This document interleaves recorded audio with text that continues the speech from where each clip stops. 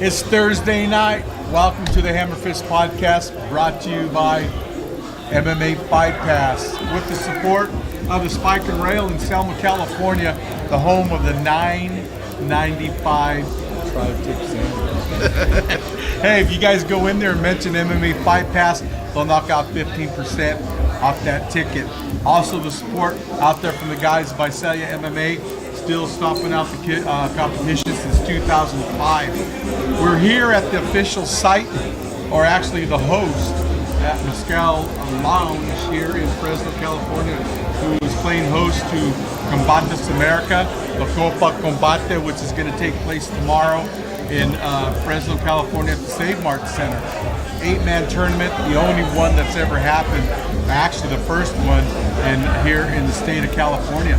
But we got some guys here. We got Nathan, who's going to be on the card tomorrow in UFC.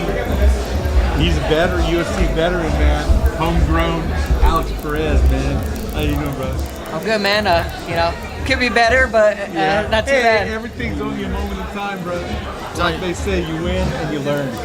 It happens, man. Unfortunately, the referee needs still to learn. You're no stranger to adversity, man. This is going to be just a little speed bump in your career, I think. Not for sure, man. Not the first time I lost, probably not the last time I'm going to lose. But it's just a shame because, I mean, things are going good. I mean, you're trying to set everything up, gauging just normal. I mean, inside the pocket, striking is clean. You've evolved a lot, dude. I mean, I'm fortunate I've been there from the beginning till now. So, you know, it makes me proud because I've seen that journey from the beginning. But you continue to evolve, man. You're investing in your grind, and the results are showing. I mean, you had, a lot of adversity coming through the deals, a lot of things, and you didn't give up, and you stayed fast, and you're going to reap the rewards. And like I said, everything's only a moment in time. You'll come back and do things. I mean, a lot of what's going on right now, a lot of these guys are on the downside of your career, and even though you have a lot of fights under you're still young, so and learning, which, I mean, they all say they learn, but there's a certain time where everybody peaks, and I look for big things 2019, man. A lot of things are going to happen. Oh yeah, man. It was a great year. A year ago till this weekend, made my UFC debut in Fresno in front of my own crowd. Now I'm 3-1 in the UFC, where I never thought I was actually ever gonna make it. Not the best finish of the year, but I mean, I can't complain. 3-1 in the UFC. I love my job. I mean, you fought four times in 1 year, dude. Yeah, man. I stay active. I don't get paid to sit on the couch. Yeah. So, I mean, I love my job. I love my team. I love my friends and family with the support, all the local support from the Central Valley. It's amazing. It's a good thing. And it's a great thing having you. You're such a great resource because, I mean, my first fight back, you still told me in the corner, you said, just stay in your range, do your thing. And, I ended up with a win on that one. But it's amazing because at your age, you do have a wealth of knowledge there, and you're coaching. And I mean, with your career going as it is, you do have a ton of fights. So if you're looking in 2019, I'm assuming you're going to be fighting as soon as they'll let you go. Yeah, man. I'm already looking. Hopefully, get back in February, March. I was trying to get on that January card, but obviously, my fight didn't go the way I wanted to. Yeah. Took a little injury. I got punched in the back of the head a few times. Just trying to recover take the time, and I don't want to rush in there and get hurt again, or rush into camp and get injured. Head injury is not the, I know everybody's a tough guy, but head injury is not the. No, there's nothing to screw around with. I mean, yeah, nothing to mess with. So I'm just gonna take my time, get back in there. Doctor cleared me to run and do straight conditioning, so that's what I'm doing right now. And hopefully get back in there February, March. Try and get back in there and represent the Central Valley. Right. Hey, Central Valley, West Coasted. That's it. When I was looking at that fight, to me it looked like there was like a headbutt or something like that. We clashed heads like a couple times before then, and that last one. I'm not saying Joe's a dirty fighter. No, he does that though. He does that, and I changed levels, and we just crashed heads, and it was kind of went a blur from there. I remember bits and pieces of what happened. I remember like being on a single leg, getting hit, and then remember all of a sudden lifting him up and then defending the guillotine. And then I don't remember the scramble. I remember being in a front headlock trying to get my wits. And then I remember waking up to the ref. So, I mean, yeah, you know, it's part of, like I said, it's part of the game. Joe's a good guy. He's a great guy. We talked a little bit after, you know. You know, he's like, oh, yeah, man, I got a hard head. I was like, yeah, believe me, I know, you know. But I congratulate him, his wife, his team. It's part of the game. Said nothing I've never dealt with before. I've lost before. It's not, I said nothing I can't come back from. At least you woke up, man. That's true, man. You know, I follow you on social media, and I saw you with that supplement. And I want to know what that is exactly. What I mean, is it a? So my teammate Carlos Esparza introduced me to one of our sponsors. Basically, it just helps protect the brain. You know, it has all the vitamins, everything you need. You guys go check them out. They're on my Instagram right now. I posted on my story and I posted them on my page. You know, it's a great way to protect your brain. We train hard. We spar all the time. We wrestle. We grapple. We get hit in the head, like even on accident when we're grappling, we get run into each other, collide into each other. Just great way to protect your brain. And that's an awesome thing, because I mean, we go into spar, we wrap our hands more than anything, and we're getting hit in the face more than the impact on the hands. Yeah. That supplement that is key to my eyes. I was like, wow, that's like, why hasn't that been thought of and chased down further earlier? You know? No, yeah, it's a great product. It helps, you know, with recovery of the brain, you know, I don't want to be a vegetable when I'm like 45. You know, I want to be able to talk to my kids and stuff. So I think it's a great way. And another thing I've been using is Miss Mary Jane CBD. They do a great job of helping me on my head, you know, protecting my brain, recovering and stuff like that. I think it's an awesome tool, 2 awesome tools that you guys can find, you know, buy online. I believe, even if it's not those 2 products, I think people should be looking into that, protecting their brain and body. I think, like I said, I used Miss Mary Jane and I use it to help me sleep. I use it after training. After training, I use it the bombs after, you know, at night when I'm going to bed. Just great things about keeping your body healthy. My body is my work tool, and I need to be as healthy as possible. That's awesome. So you got nothing locked in yet for beginning of the year? Or are you still looking out? Is there anything that you want? Man, if I could, I'd fight next week. But right now, no, I'm just looking to get healthy, get better, improve. Obviously, my last 2 fights, you know, I got hit a lot. Obviously, this fight got hit a lot, but I think I need to go back to the drawing board. Not reinvent myself, but just get better. Training camp isn't the time to do that. Training camps is get ready for one guy. Right. And get your weight down and, you know, all that good stuff. But out of training camp is to evolve as a person, evolve as a fighter. So I think I just need to take some time off, you know, evolve as a fighter and go from there. Like I said, I'm hoping to get in February, March. You know, I'll still love the fight with Brandon Moreno. He's ranked above me in February or March. You know, if they bump me up to 35s, you know, depending on who they bump up, it all depends. I'm not sure who they're keeping and who they're not keeping. So it just all depends from there. But right now, if they offer me a fight, I would want to fight Brandon Moreno. Yeah, we were looking. Me and Sergio were talking about it from Team Ochoa, and we were laughing. And you were the biggest 125 I've ever seen in my life. You were huge, and I was like, he's killing my strength alone. And the fight, I mean, if that headbutt didn't happen, I see a lot of different things that would have went. There's a lot of good things you're doing in that fight, and I was super proud of you, man. Yeah, man. It just, like I said, it's unfortunate it happened. It's fighting. You know? Yeah, it's part of fighting. Yeah, man. I diet very hard and very strict with my nutritionist team, Perfecting Athletes. They're amazing. I mean, for what they do, you can look at what I do at 9 o'clock in the morning when I weigh in to the time I look when I wait in for the ceremonial weigh-ins. There's a big difference. Big guy. They feed me 3 to 4 times a day. They give me my waters, my juices, everything I need to drink. I don't think about it. They just tell me, hey, you're gonna eat this. I'm like, okay. You're gonna drink this. Okay. And they have their reasons whys, and I made the weight easy. Took it on 3-week notice, so I mean 2 weeks of train, 2 or 3 weeks of train, 2.5 weeks of training, and then the fight week. I mean, if you give me 3 weeks, I can make weight. You know, so to do that as a 25-pounder consistently, it's pretty hard for a 25-pounder. Yeah, I agree. Hell yeah, Alex, you're here checking out. Did you have one of your teammates?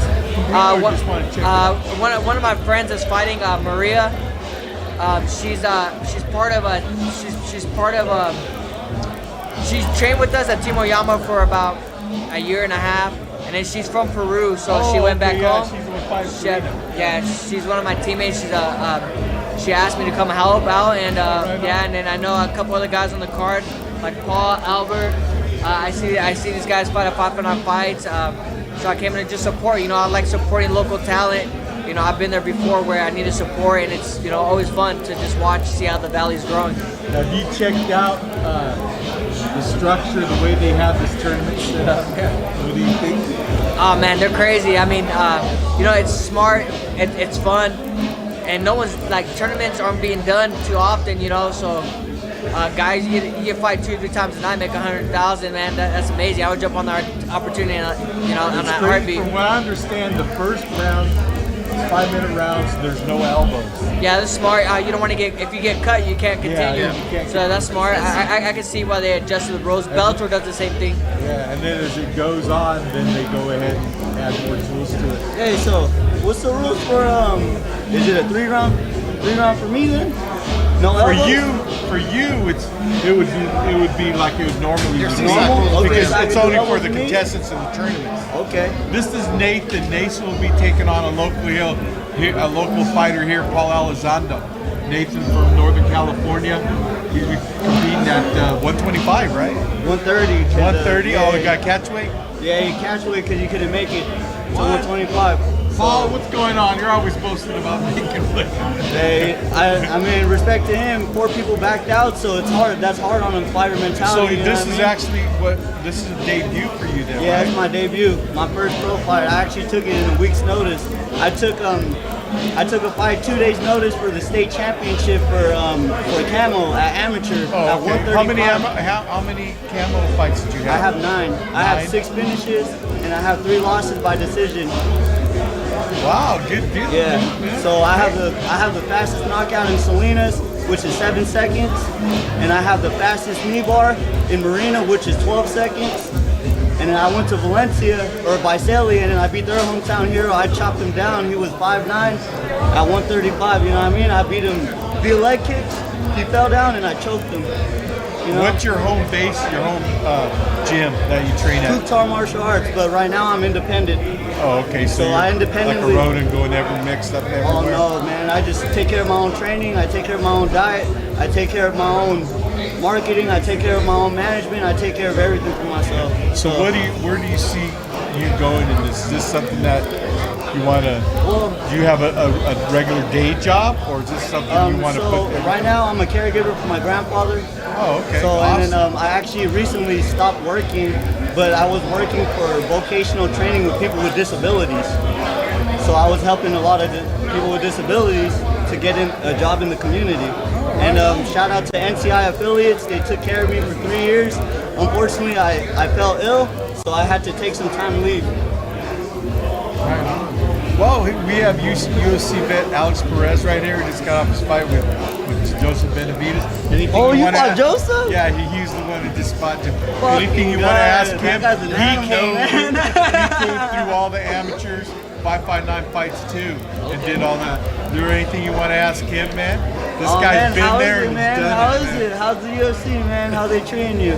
They're good, man. They treat you good, man. Honestly, nothing changes from amateur to pro. Like, everybody's like, oh man, everything's unorganized. The UFC is kind of the same way until once the show starts and they all rolls, man. Nothing changes. Yeah. It's all the same. Like, okay. Obviously, just a bigger stage, more eyes on it. But honestly, all the back production, everything's exactly the same, man. And it's like when you step in the cage, it's just like man to man, right? Yeah, same That's thing. what man. it is. It's just a fight, man to man, right? With anybody. So that's how I feel about every fight I step into. It's just a man-to-man fight, you know what I mean? No matter the name, no matter the ethnicity, whatever, it's just man-to-man. We got 4 limbs, we could breathe. Shit. That's it. Well, Alex, let me go back to you. When you came here and you fought in front of everybody and you're in the UFC, dude, what was that? I mean... Oh man, it was exciting. Like I said, it's crazy because at one point in time I never thought I was gonna be in the UFC. You know, I think it was like 2-0, 3-0. Ended up losing 2 in a row, then I was like, oh man, I don't know if this is for me. And then I ended up winning 10 in a row, winning a Tachi title. Still didn't get the call, and then I ended up losing to Adam Antolon and Jared Papazian. And I remember just sitting in my room talking to Coach Oyama, like, hey man, I think I'm done, man. Like, I won 10. You know, he's like, nah, man. Like, you know, we still got. I think you can make it. Just move down Orange County. He's like, I expect you there Monday. You know, I thought I talked to you on a Thursday. I was like, all right. I kind of thought about it, and then I was like, man, screw it. Packed up my car and just went down there. I lived at the gym for a while, you know, for months.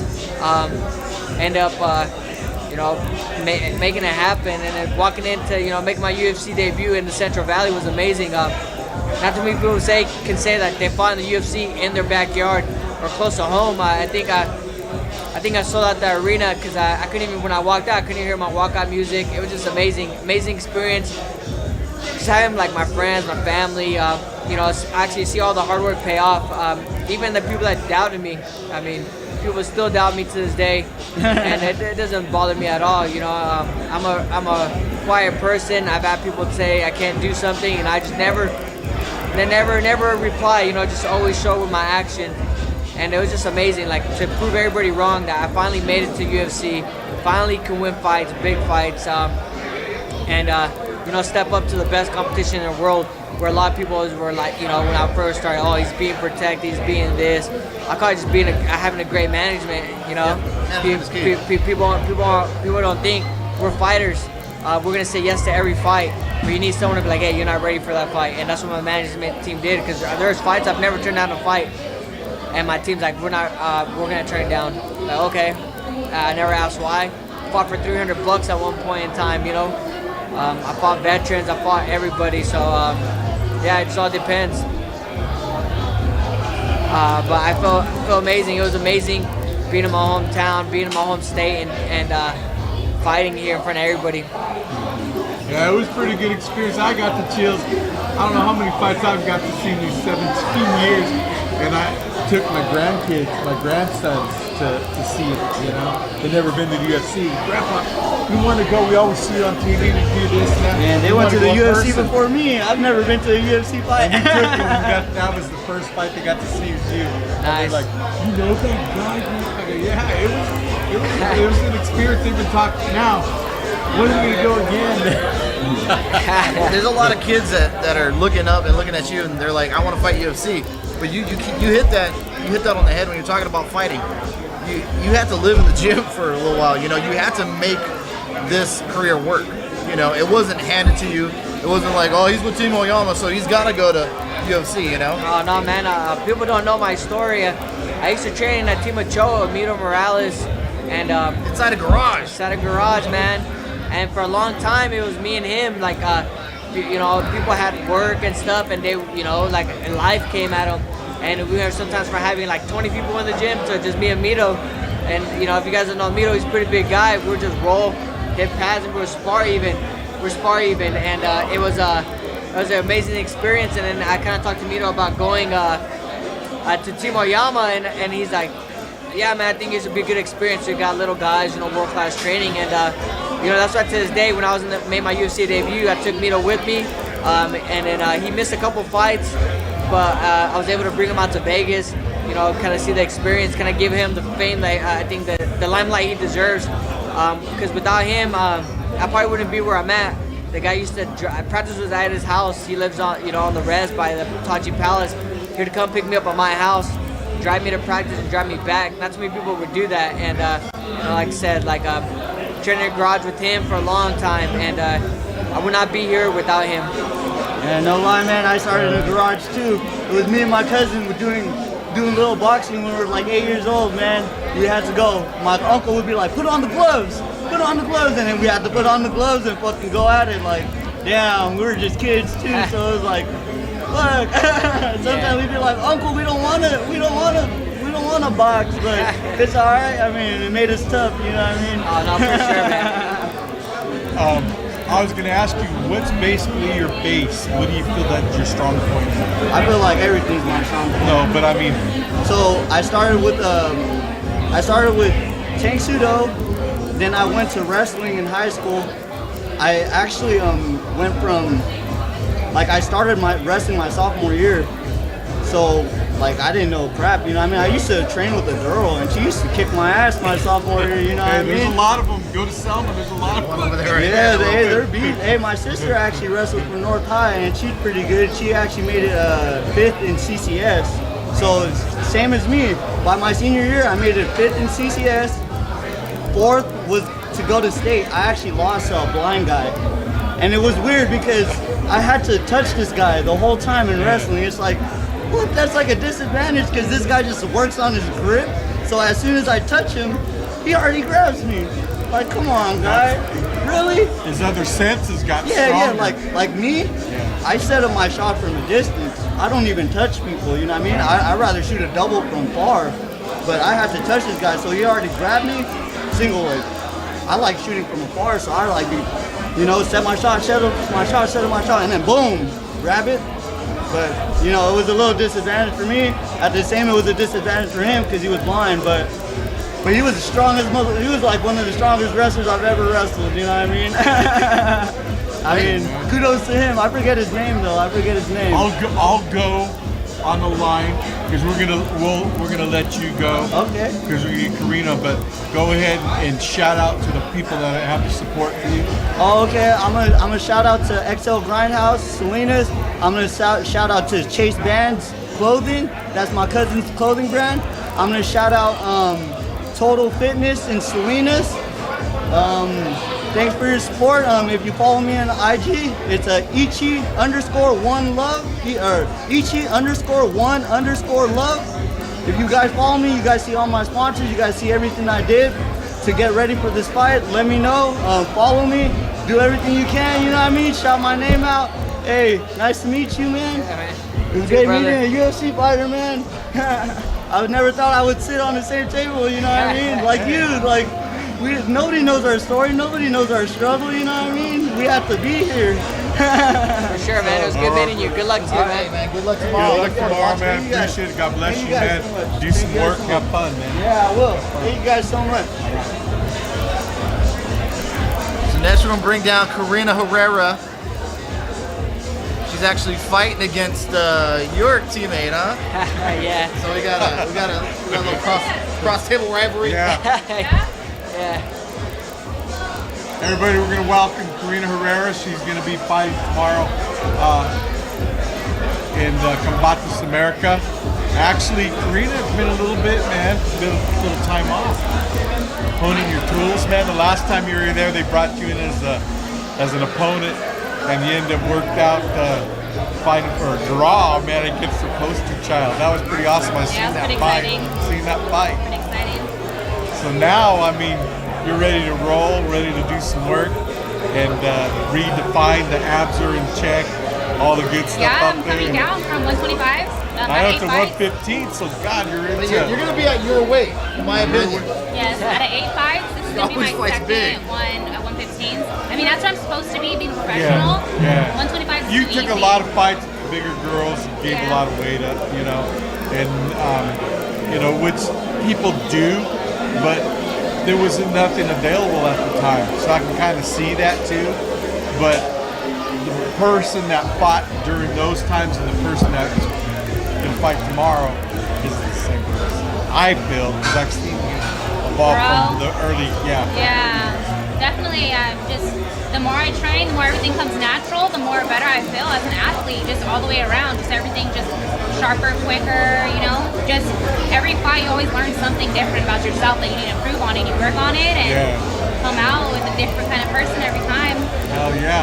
I was saying, so you're still doing work with OKG and Joe and all them too? Yeah. Did you add anything to it? I seen you over there at Mo's place working Yeah, out with I was the going to women beast. Mo's and putting on a gi.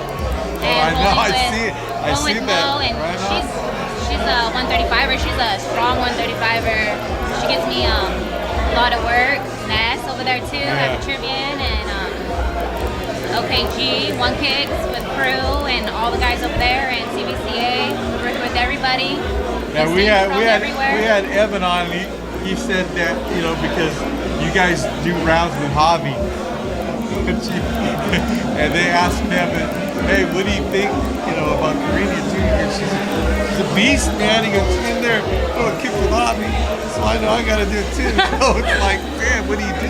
Yeah, we'll be doing ab drills, me and Evan, and he's hitting me, and I'll just go in there and hit him harder. You want to give me a speeding ticket? Because he's a cop, so you couldn't have the extra anger behind it. But it's all fun, it's all work, It's all work, makes you work harder.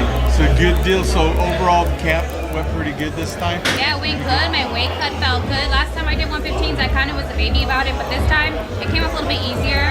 Just have my morning trainings and my night trainings, and a few hours in the morning, a few hours at night. Just made everything come off easier. Eating clean, being mentally focused, actually mentally focused, and everyone being supportive. 100% just makes it go by so much easier. Yeah, less things to worry about and stuff like that too. So you had all your meal prep and everything all done too, or no? I kind of just did it by myself. I'm a mom, so I mean, watch dinner. So I can make white rice, broccoli, and chicken so kids quick. Like all that kind and the kids love it. They request it because they know if we're gonna go out to eat, like we're gonna go to Panda. It's even better for them because they like it. They've adapted a lot. They've grown up into it, so they pick that over McDonald's any day. Like something home cooked. Good deal. So what do you know about your opponent? I know she's Muay Thai. I know she's really well-rounded background Muay Thai. I know she does train over there. Oyama's right. Joe says she's tough. She's tough, stand up. She's technical. I know she's gonna have some good ground. She's gonna be well-rounded, and so am I. So I mean, it's gonna be exciting. Yeah. And she has one fight, but I don't really let people play people down. You don't know what they're gonna bring. Look where she comes from. So with the history behind her, there's a lot. There's a lot, and then camp. People need to take in consideration where you train too. I mean, not one person in a garage. That don't mean anything. I'm talking about the experience of fights. Yeah, you can tell the way an athlete moves, how well they're going to perform, and you can tell if you're going to take them lightly or you're going to take them seriously. And I'm completely taking 100% of all of my competition, seriously. You have to. Anything can happen. Anything can happen. Well, I know, because I've had a chance to see you fight, and I know, whether it's a learning process or a win process, you're going to bring it regardless, and whoever fights you is going to know. I've never seen you in a fight where it's just, you know what I'm saying? So, people in for a treat, one way or other, because you're going to bring it. And Combate's, all day today, I was in my office, and I was on UFC Fight Pass and watched these guys. I got a chance to be there in person a couple times, and then we covered some events in LA and stuff for them. But all their fights, man, are well matched. There's always action. You never see like a dull. I don't know if it's because the Latino aspect of it, but everything's quick and it's pretty balanced, man. There's a lot of places that I've seen fights where I expect to be pretty good, pretty boring, but these guys, it's like, gotta go to the bathroom, hurry up, The chances are probably gonna happen, So I know you girls, the girls always bring it, man. The girls don't care, If one night of a guy can change the heart with a woman, can you imagine? These guys are fearless, man. Well, we have to be, it's a male-dominated sport, and us female, we want to make a name too. We want to make ours just exciting. We're not sissies either. No. We got a lot of proof. Yeah, that's it. So overall, what do you think are some of the keys to winning? Keys to winning? Some of the things that you have to do to be successful. To be successful, I guess all your energy, make it count, because a lot of times you just throw wild, you lose your energy. I tend to lose my cardio when I get overwhelmed. So, stay calm, make everything, focus on technical, be more technical. Fight kind of like at a pace, not at a panic. Be more technical, pick your power shots, and try to remember points, because I do have a lot of fights that I've lost to decision, so I always got to remember points. Takedown, need a takedown, you just take me down too much, or setups, and just after landing punches, just make everything count. You know, we train hard, we train a lot. We want to get the most out of our 15 minutes. Yeah, I was going to say, you know, the conditioning and stuff that I see you put yourself into, and then what you invest in as far as training and where you train, I know it's gonna help you. So it's gonna have to be a war for you to lose, you know, or someone's gonna have to bring a war and be able to basically to the point where they're gonna want to die to you, because you had that mentality from the beginning when you first fought, just you know, with minimal experience, just being a meat Mexican, you know, now an educated fighting Mexican girl. Yeah, I like that sounds. You know, that's pretty scary, man.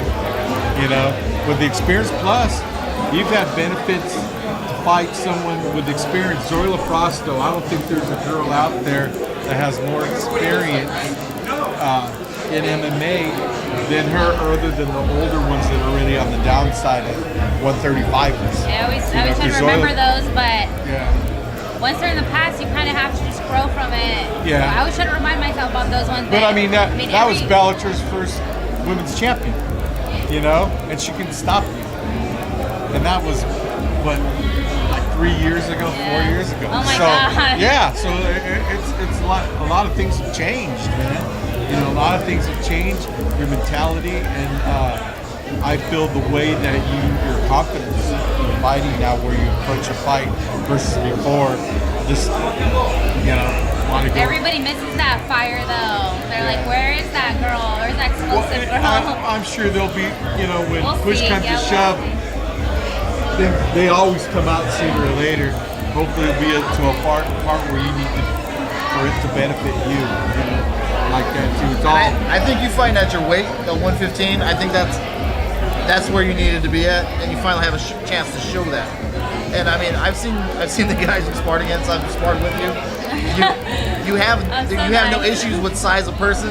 So I think you get to a point where your weight is beneficial to you, where you're fighting at, and your cardio can be in place. I think this fight is a good thing for you. You know, finally, them having you stop fighting heavier than you should be and fight where you're natural, I think that's great. And the way that the Valley unlocked a little bit and the politics died down and everybody started cross-training. And I think that was beneficial as hell for you. I mean, I'm super excited to see this. I mean, I know a lot about her and I know so much about you that this fight just makes sense. It's like one to watch. It's going to be good. It's going to be a hell of a fight. It's going to be good. Alex, you've stepped up, fought at 35, you know, 25 most of your career, but then, you know, amateurs 35 and stuff. How much difference does that make, dude? For me, that extra 10 pounds, not having to cut that extra 10 pounds, you know, it's a big difference. I'm a pretty big 125er. You know, like I said, I'll probably walk around, hopefully CSAC don't see this, but I'll probably walk around like about 160, you know. Yeah. I train every day. I condition twice a day. This is my full-time job, so, I mean, the only thing I don't do is probably diet the cleanest when I'm not fighting, but I walk around pretty big, and I mean, the weight comes off easy. I got a nutritionist on it. I mean, Perfecting Athletes is amazing. Like I said, I made the weight in 2-3 weeks. That extra 10 pounds, I fought at 55s one time. To me, it doesn't matter. I feel good at 35s or 25s. It's all about the rehydration process, you know. I mean, I fought at 25s where everybody thought I looked like I was gonna die, and then I came out and threw 170 punches against Jose Torres. And in this one, everybody's like, man, you look good. And you know, I ended up throwing like 30 punches in that first round before everything happened. So it just all depends. To me, the weight cut doesn't bother me. I've been doing it my whole life, been wrestling. But to me, it doesn't bother me. I think it's just whoever's on that night.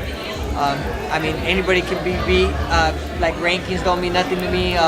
It doesn't matter what people see, like, oh, you're ranked in the top in the world or whatever. It doesn't matter. I think numbers don't mean anything. It's just whoever gets in there, and it could be off, you know. That person could be off that one night.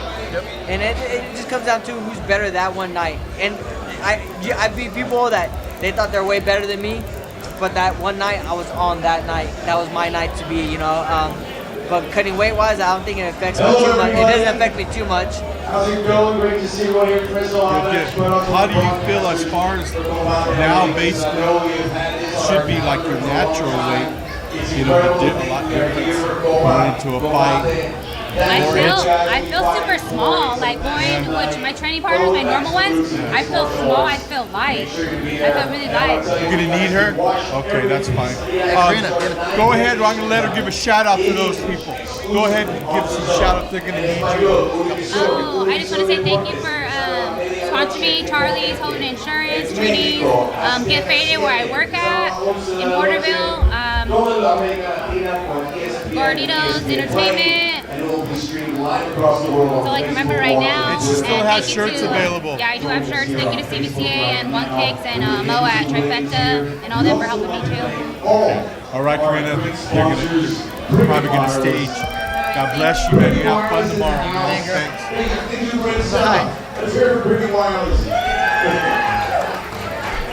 Monster Energy drink. I can go for one of those right now, and water buttons in the course of the zone. We were talking about earlier how kind of the valley is kind of freed up a little bit cross training.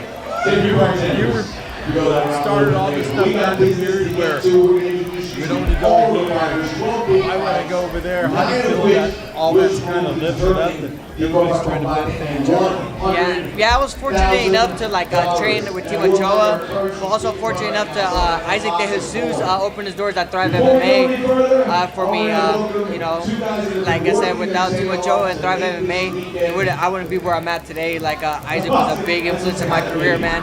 I remember watching Isaac De Jesus fight, and he would sell out the arenas, and then you know, all the help he put into me, he would go corner me, you know, where I couldn't even pay him sometimes. Same thing with Mito. Those guys would put all the time and effort to them. Like I mean, I can't thank them enough.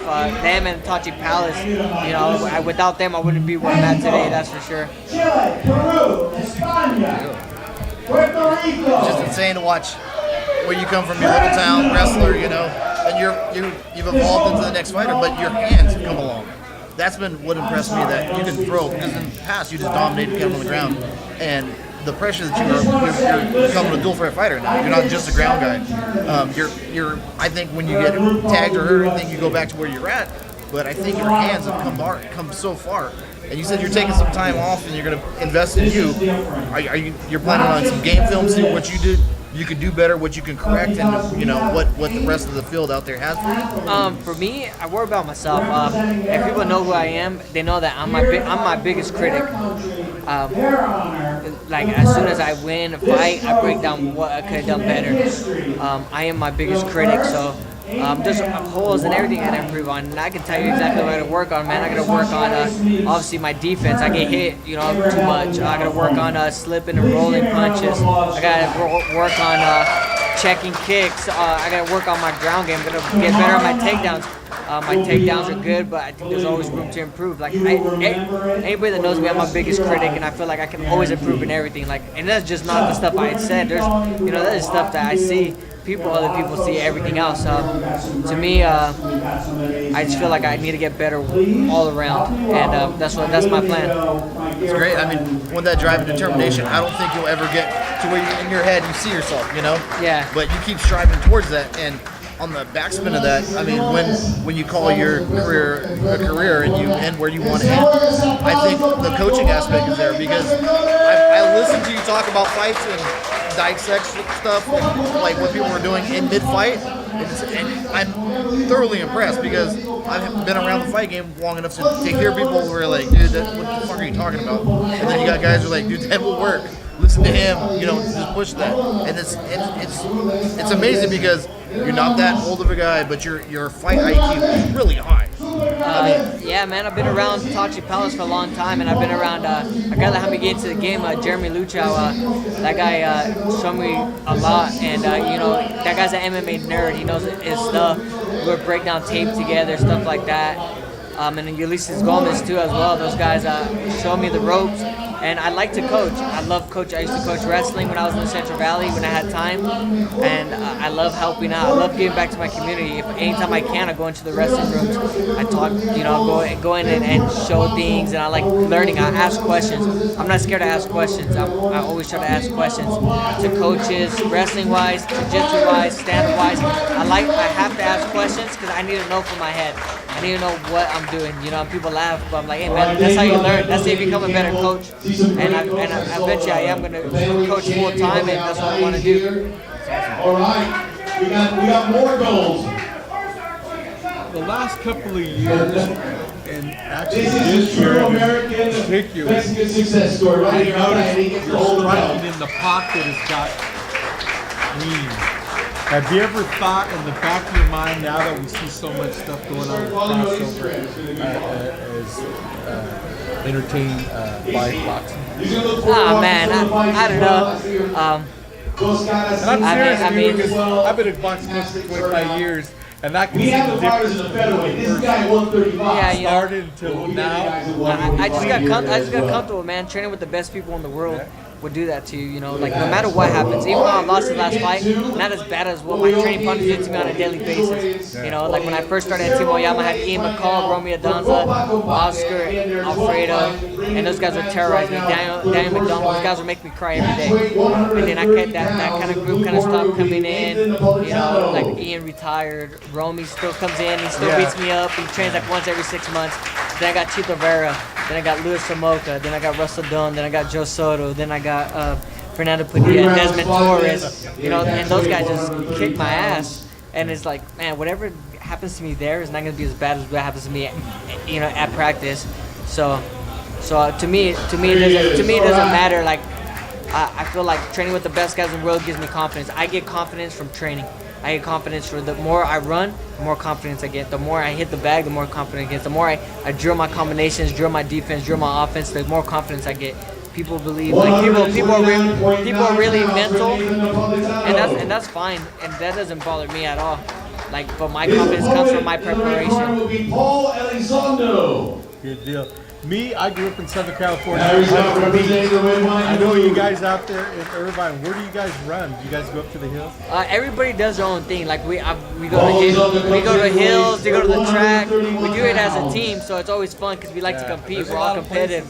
So we go to Anaheim Hills. We go out there. We've been a couple Peters Canyon out there. You run up the big old hill, man. You know we run at the track. It all depends. But what everybody knows me and everybody knows what stuff about me is that I hate to lose. Like I'll be running on the track and it can be either from the first time we go around the track to the last time. I'm running as hard as I can, and if you beat me, I'm there cussing you out like, oh man, you know, like I hate losing. I hate having a bad practice. I hate losing. I hate giving up takedowns. I hate giving up submissions. That's the way I am. I'm competitive. What do you think about the lifestyle over there in OC, man, compared to where you grew up? I love Orange County. I love Orange County. There's a lot of different diversity, a lot of different cultures out there, which is great. I miss Lemoore. Every time I come home, I never want to leave. Lemoore's home, man. My family's here. My family's here. My little sisters are growing up. You know, and then my friends are here, man. Like I'm a very I don't drink. I don't smoke often. Like I don't drink and smoke often. Like I'll have a drink here and there. You know, I don't go out and party. My thing is I like being around my friends and family. Like that's just me. I like being around people. Other people like to go out and stuff, but I don't do that. Like I'm not saying I'm perfect. I'm not saying I don't ever drink. I don't ever smoke. I don't ever do wow. But for me, I like just being around my family. So I'm a very small, very family oriented. Never got into that. My brothers, all that. They went to construction, man. I went to school, you know, and then ended up working smart. I never got into that. I was always competing in something, whether it was I played football or my rape or racing. All right, yes. It was always that's where I spent my money. I used to get bitched about from my parents. Why the hell are you spending on your money on that shit? Well, it's not that you guys like to drink. That's what you do. This is my high. This is what I like to do. Yeah, man. My thing is eating, man. I can eat. I eat like a heavyweight. There's a lot of places down there, man. Again, the first fighter. Oh man. Korean barbecue is my thing. Oh man, they got some beautiful food down there Barbecue too. all day, every day. All you can eat. I can't go to a normal spot and get one plate. It costs me too much. Me and my girlfriend go out to eat. We go to all you can eat places because I'm like, she might not eat a lot, but man, I'll kill it for both of us. I'll sit there and get my money's worth. Oh yeah. Dreams can come true, and it could happen for one of the guys fighting in the alternate fights. What are Michael Isadi. Let's talk He about will be Saturday. representing Saturday's Puerto big fight Rico. in UFC. You know, finally. National prize. I know it's gonna happen, but I don't think that's the Max Holloway we know, man, dude. I just got a weird feeling about it. Just his temperament sounds off. Man, I think Ortega wins it. He has more than one way to win. You know, Max has his hands, he's good, his kicks, but I think Brian has a chance. He can bang, and he's an awesome jiu-jitsu guy, and he's not scared to pull guard. Yeah. You know, he'll jump and do stuff, which is cool. So I think Ortega wins. And then, I don't know, man, Joanna Valentina, I think it's going to be a Muay Thai fight with gloves, with MMA gloves. Yeah. You know, I think that's the best guy because you're going to see elbows and knees from hell come from there. It's only like two little kids kicking each other at that. It's going to be a good fight, man. I actually have I've talked to Joanna personally, and she's an amazing person. She's awesome. You know, a lot of people just see what they see on camera and stuff. And I don't think she's cocky. I think she's confident, but she's an awesome person.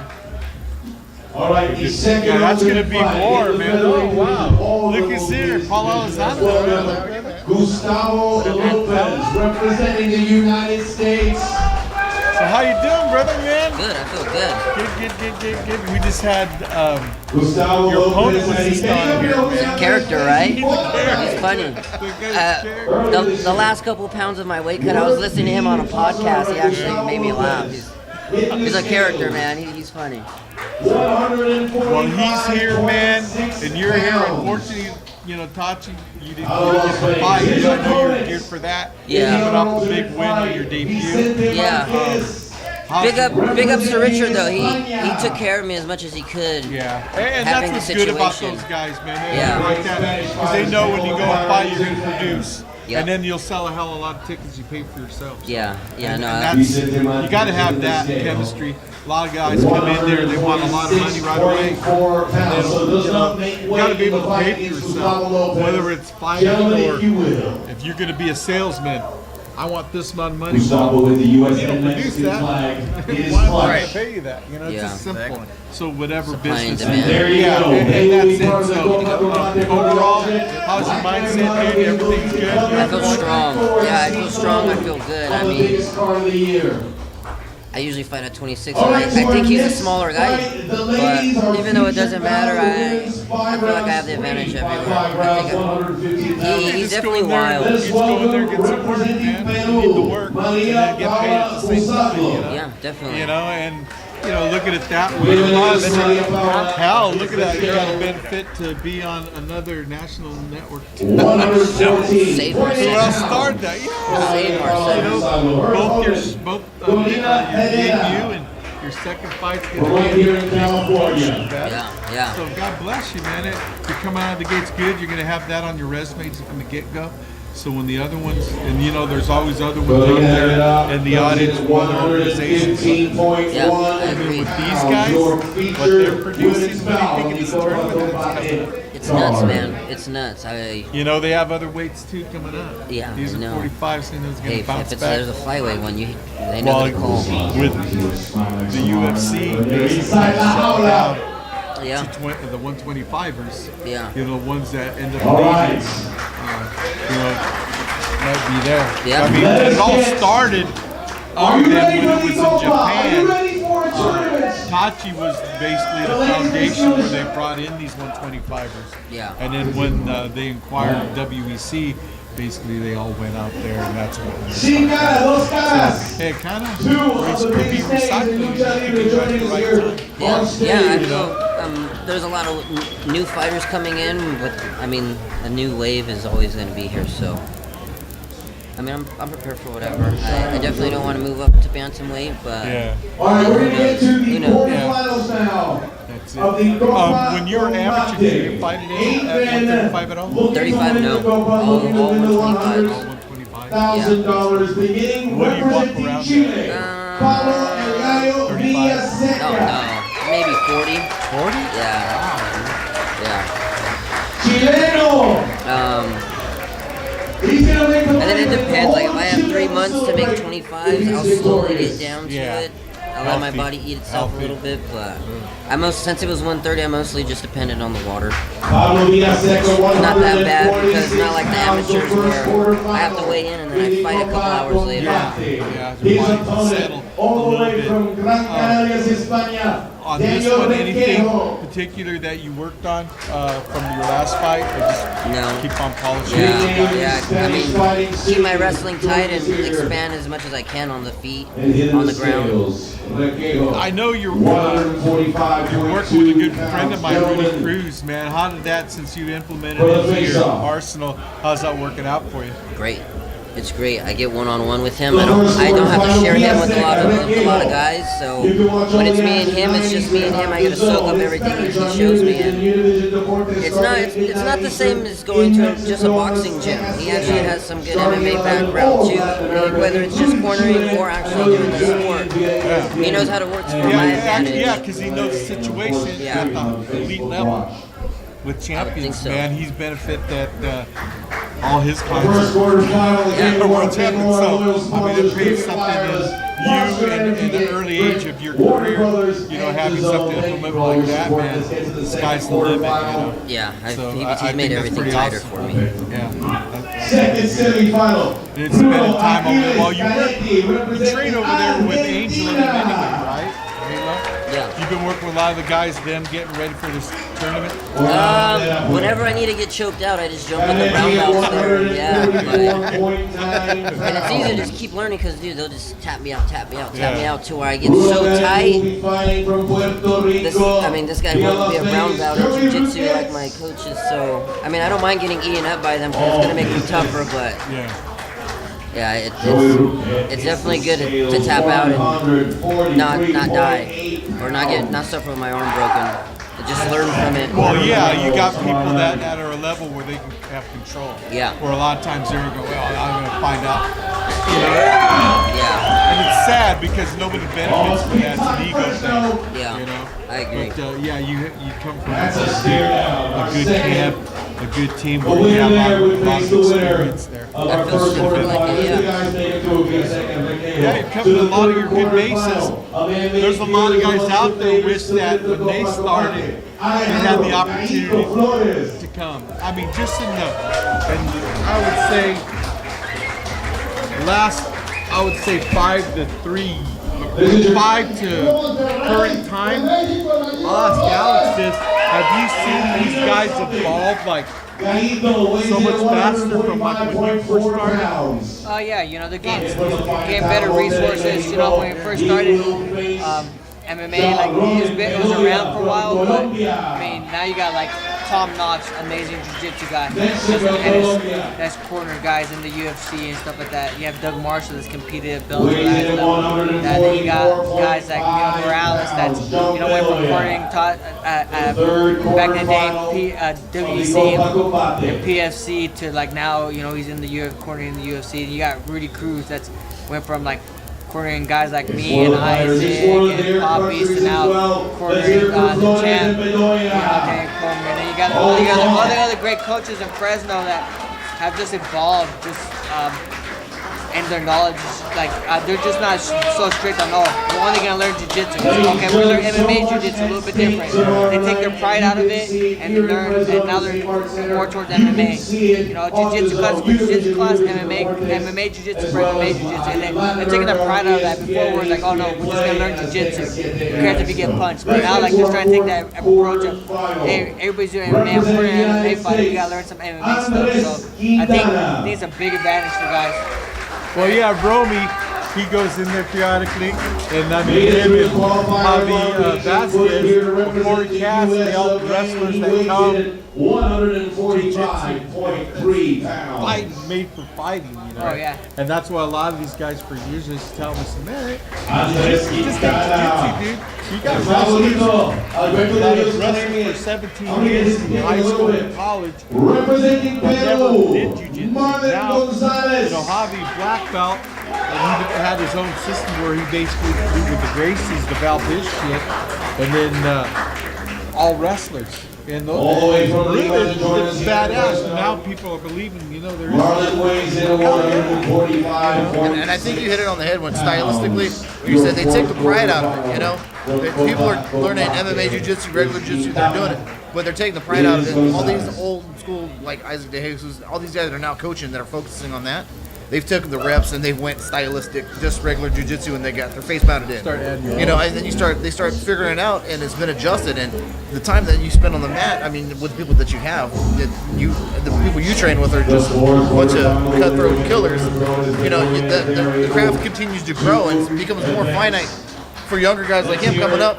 That doesn't have to take such a severe ass whooping to learn that this technique's going to move in this situation.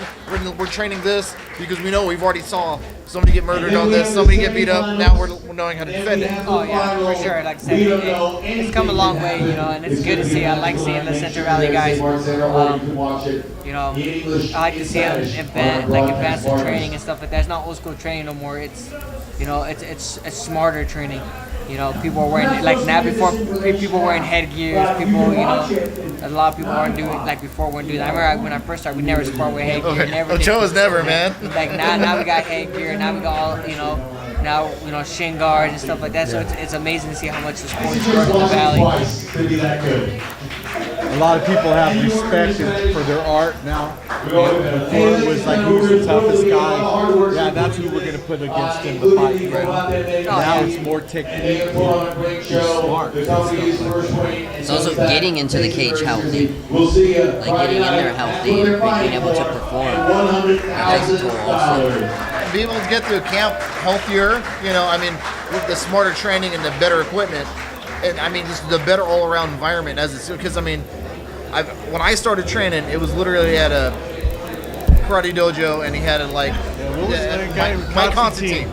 And I mean, there was not much padding, weird, different like walking board, hitting bare knuckles, like stuff like it took a long time to heal from. But now people are like, all right, this is where you got to be at. We have a plan. We've been through all the bullcrap, and you're able to walk in that ring a lot cleaner. Because my first fight, I had a broken rib. And you're like, just push through it, you know. And so I mean, it's become a career instead of a spectacle now. Oh, definitely. And that's been so much beneficial for the sport and the people watching it, because you get a better pedigree of what's coming out of there. I mean, you've been through there, and you're at the top right now, and you're doing your thing for the sport, and it's just amazing to see where it can go and what it can happen. I mean, equipment and the forethought of people laying the road behind has saved your knuckles and saved your butt a lot of torment. You know? Oh yeah, you know, just like I said, the smarter training, the gear. I remember Jacob and Mito telling me a story like when they first bought a set of headgear, you know, Jacob put it on and he let Mito punch the shit out of him with it. He's like, oh shit, you know. So it's just crazy to think like how far the sport has come in general, in the valley and just all around. Went from UFC 1 to, you know, UFC 233, 234, whatever's coming up. Right. And just to see how everybody's training all the different ways, and it's still growing. We're still a young sport. We're only 25 years old. You know, the NFL's been around for years, and it's still growing and getting better. So I mean, we got a lot to grow, but I'm glad to see it's going in the right direction. Yeah. All right, guys, I gotta take off. All right, man. Hey, thank you guys for having me. Thank you. All right, brother. Thank Take you for having care, me, man. God bless you. Yeah, Good to see you. I'll see you guys tomorrow night. Good luck, Paul. See you Thank you, Alex. What's going on, man? How are you feeling today? Oh, you're fighting for the cup. Oh, okay. Oh. Okay. For the bids out. All right, Thank you brother. so much. Take care. Out of here. God bless you, man. You have a good time tomorrow. Thank you. Do some work. We'll see So you. you're coming all the way from Puerto Rico, huh? I live in Vegas. You live in Vegas, oh thank God. I was like, wasn't much of a drive, but you're repping Puerto Rico though, huh? My mom's from Puerto Rico. Nice. Family's from Puerto Rico. That's awesome. So I mean, to be involved in this cup and this ceremony is huge, dude. It's the biggest damn trophy I've ever seen in my life. Yeah, it's pretty big. And I mean, and what you're fighting for and what you're giving up, and they tweak the rules a little bit to make it a good fight for all the way through. But you have to fight 3 times tonight, you know, or tomorrow night. And for me, you know, gearing up for a fight when I got stuff coming up, you know, I'm just got this one guy, 5 minutes, no big deal. I mean, I don't know. Did you have to change anything in your regimen for training, or I mean, what would you have to do different, or did it stay the same to get ready for 3 different opponents in one night? I don't care, man. They can add a couple more people in the tournament. I don't give a shit. Nice. So stylistically, what's your go-to? What do you do? Kill. Just kill. That's it, man. My objective. I'm in there thinking they're trying to kill me. I'm trying to kill them. That's my mindset. I might die in that ring, so I got to defend my life. That's it. Nice. So how long you been in the sport? Since I was about 13. Nice. Been kickboxing, and got into Dutch kickboxing when I was 17. That's brutal stuff right there, man. Got into jiu-jitsu when I was about 17. Just been going at it ever And since. usually when those two get in bed, you end up with MMA. You know what I mean? Yep. That's a focal point. So who do you train with? I train with Steve Pellegrino and RVCA at Ruka with Jason Perola and all those guys. Just a small-time trainer, huh? Some good hands there, man. Yeah, I know. Big improvement in my game has been my boxing. Yep. Especially in pocket, striking in the pocket. Yeah. And clean, man. right on. I was going to say, Eddie added pressure carrying that banner for Puerto Rico. Sorry? Eddie added pressure carrying that banner for Puerto Rico. I wear it just like it's my skin. Right on, brother. It's part of me, so no extra pressure. I'd like to point out that Jason complimented how well trained he was the very first time he went down to RVCA. I want to steal you real quick. Oh, now? Okay, Yeah, all right, man. go ahead, man. We'll go do your thing. We'll continue with him. We'll go ahead and continue with you, man. Yeah, sure. So how's all the regiment working out over there when you guys he's a regular team member? Yeah, Jason? he's one of the Silverback fight team. He's one of my original fighters. So she talk a little. I know about you guys, but there's some people out there that aren't, might not be familiar or haven't had an opportunity to put a face with the place. Man. Well, we were originally Torres MMA. It was me and Juan Torres, who was a 6-time kickboxing champ. Juan and I used to kickbox together back in the day, and we became good friends. I wound up getting my black belt in Brazilian Jiu-Jitsu, so we wound up teaming up and teaching our guys from there. And then Juan had to move on, brought Torres MMA up to Reno, so he left me with the team we had, which was transformed into my team, which is Silverback Fight Team. Right. And we've been together now. It's coming on 6 years. So yeah, I've been with Joey through the end of his amateur career, through all his amateur titles, and through all 7 of his pro fights. I just gotta get your look at it from a coach point of view. We always talk about blending the pot and having different, adding different flavors by going outsourcing, and him going to Ruka and training out there. I mean, with one of a renowned boxing coach. How do you take that? Is that a benefit for you? Because I mean, he's bringing tools back that you probably wouldn't see if you didn't go there. Or... It's funny. Jason and I went out to dinner the other day. We have very similar mindsets and styles. My boxing coach was Buddy McGirt. Nice. So I came from a pretty good boxing pedigree myself. Yeah. So I boxed a little bit back in the day. I had 50 fights as a kickboxer. So Joey's hands were pretty well prepared. Before me, he trained with a guy who was who fought in K1 and shoot boxing named Ron Bellevue. Yeah. So Joey's got a pedigree. So he went over to Jason and he was pretty well trained. Jason was like, I can't believe how good this guy's jab is. It's pro level. And I'm like, because the signature of how I fought and how Buddy always had everyone fight at his gym was the jab. Right. So Joey's got a dynamite jab. It's lightning. That's awesome. I mean, you had a huge pedigree behind you. You said you had 50 fights? Yeah. You fought for, what system did you fight for? I fought for the WKA. I fought a couple of fights K1. I fought a bunch of fights for just about every major organization. I got to thank you for that because, I mean, I started kickboxing in my career back in '99 and then grew into MMA. But you guys, when you first laid it down in WKA, I mean, there was not many people watching. You guys were foreign to the sport, but it was. I go back and watch those because there were better fights than I'm seeing now then, because there were a lot more pride. And, the technique was a little bit different and a little more, in my opinion, more a little Thai or a little more Dutch in that, Yep. And you guys had Dutch. And then you go to another organization, it'd be a different set of rules. I mean, with that adjustment and going through, and you spun that to coaching now. With coaching it, in your eyes, how's it changed? I mean, from the the wild kickboxing days all the way down to now. You get an MMA. I'll tell you the interesting thing is the fundamentals never change. Good. The fundamentals have been the same. I mean, I read books by Jack Dempsey and Marciano and guys all the way back into the 20s, and the fundamentals are still identical. You know, you got to keep your defense tight. You got to keep your hands up. A jab's still a jab. A hook's still a hook. Right.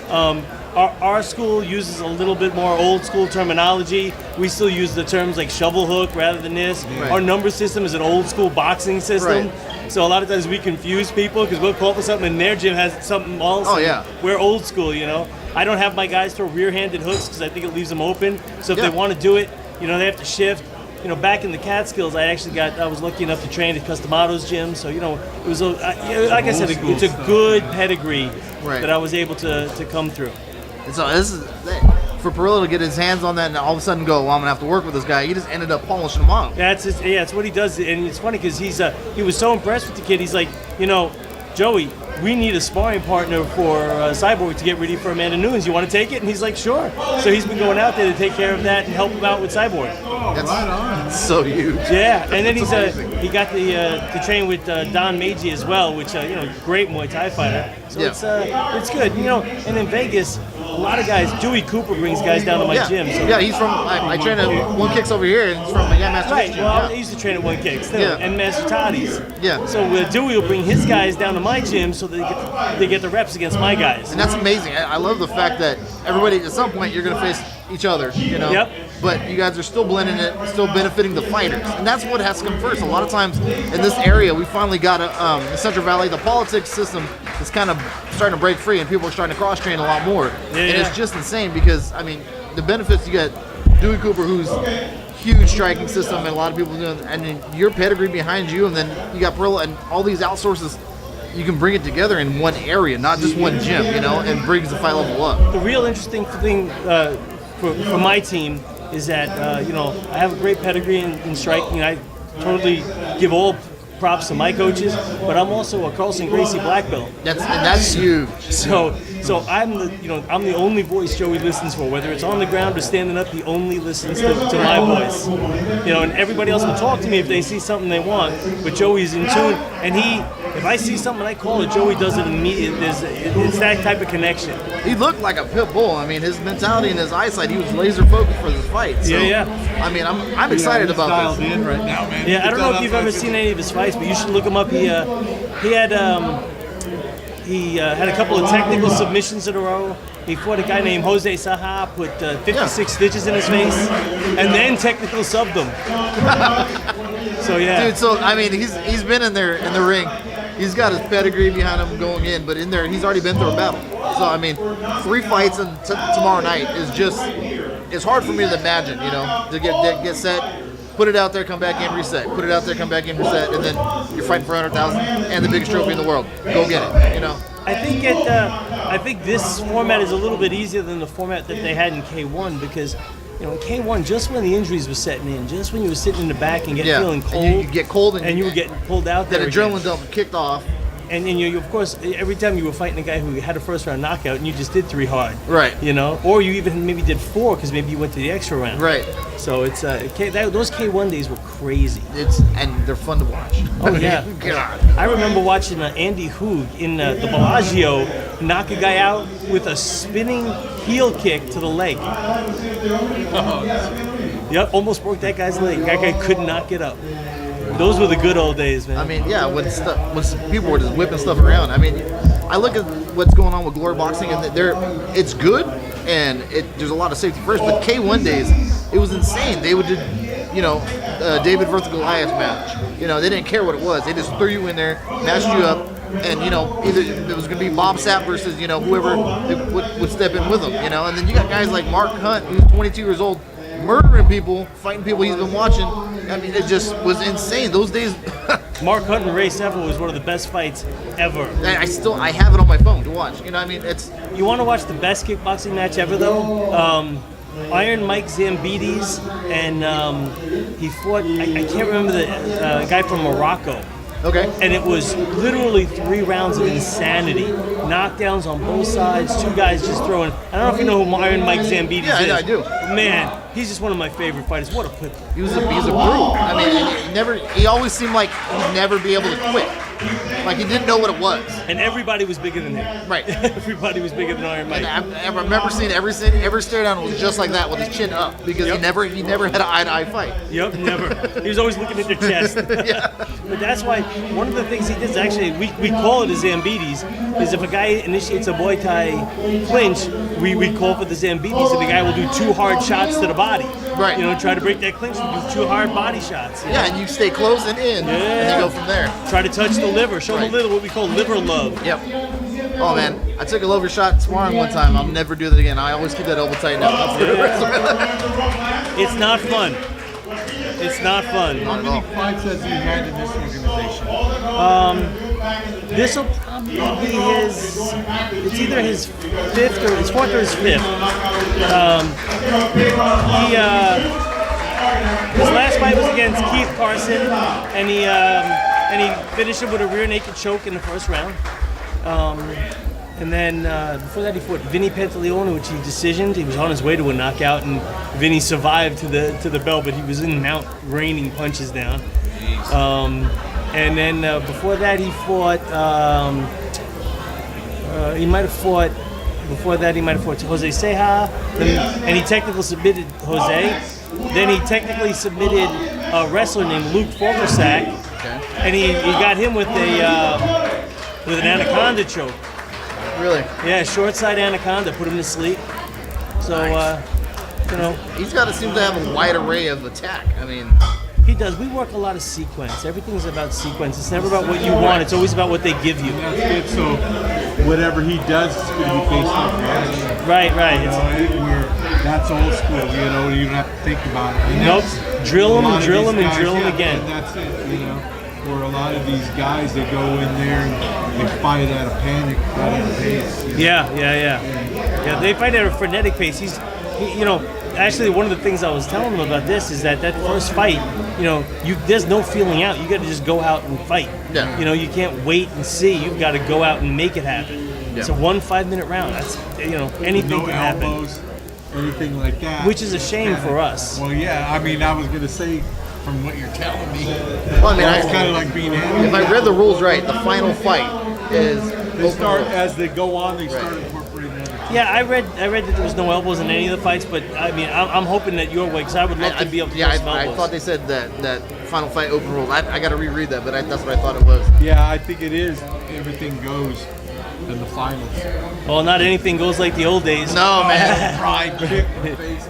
You remember those soccer kicks? Soccer kicks. Those Who was were that? good times. Who was that Korean guy that was getting meleeed in UFC 2 in the sack for like 30 seconds? Oh, that was Joe Sun. Yeah. Joe It was. Well, he's in jail. Yeah, I had no idea. Yeah, he was in jail for murder and rape. Yeah. Really? Yeah. He's been in jail for a long time. Yeah, it's been a while. Insane. The WEC days. I think it was Keith Hackney who did it to him. Yeah, it was Hackney. Yeah. He hit him in the jewels about 10 times. I mean, legit too. I mean, it wasn't like a tap. No. I mean, if that guy was still functioning afterwards, He could feel his hip bone. That's how hard he was hitting him. Oh. And he didn't have a cup. No gloves. No gloves. And he was Yeah, just insane. That's some serious damage. That's for certain.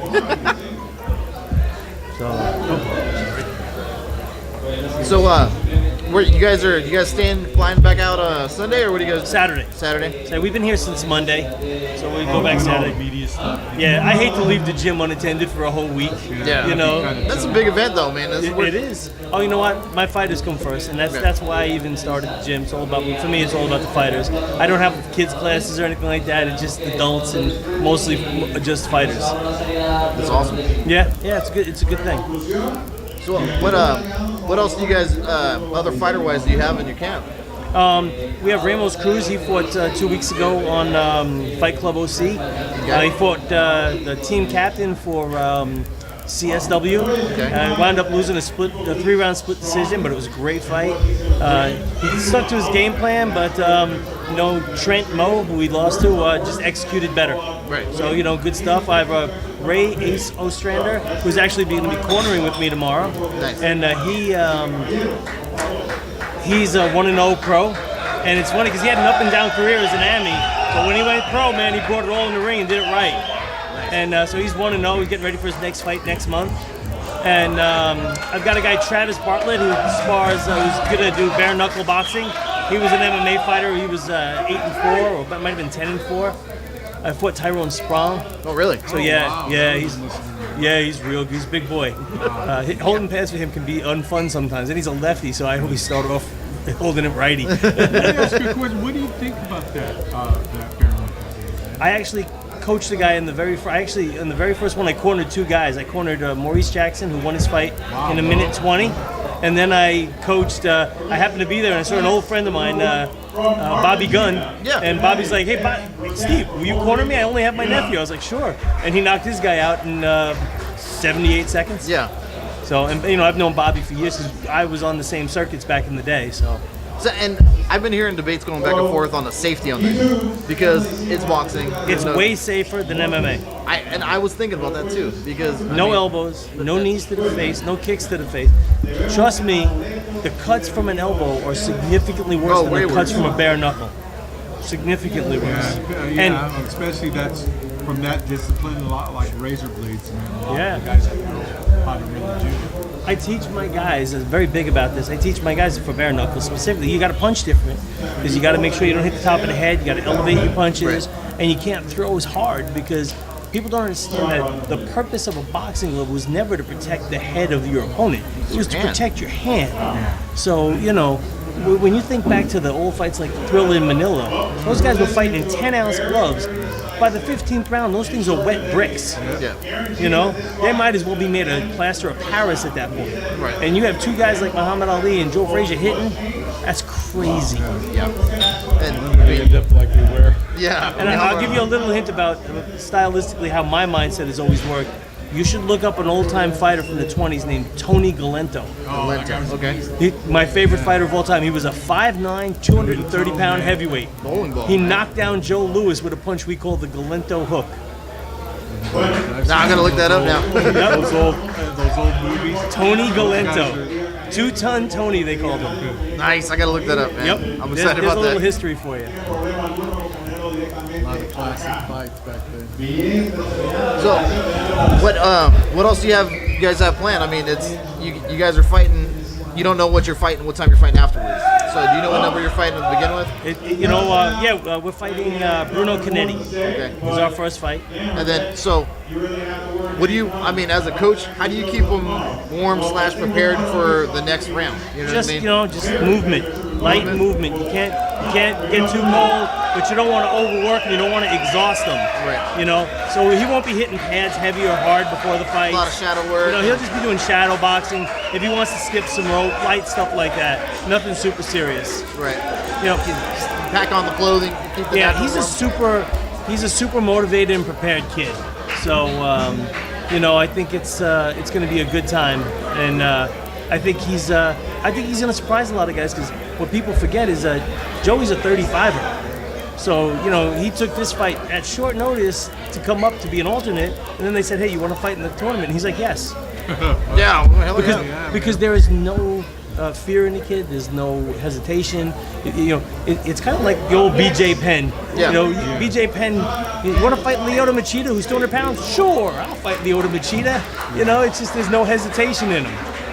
Yeah. And that's the type of thing that you can't teach that. No. I can't train a fighter to have that kind of heart. This is like Joe Schilling always says, you can't stop crazy. But to find that crazy that you can coach, that's insane. I've been at so many of Joe's fights. I love Joe. I was actually there when he fought a good friend of mine, Chaz Mulkey. Okay. And that was a great fight. But that was on the same time when a friend of mine, Kevin Ross, fought Malapet. Oh, and really? Malapet's a local. Yeah, he was here. Oh, yeah, and he fought Malapet.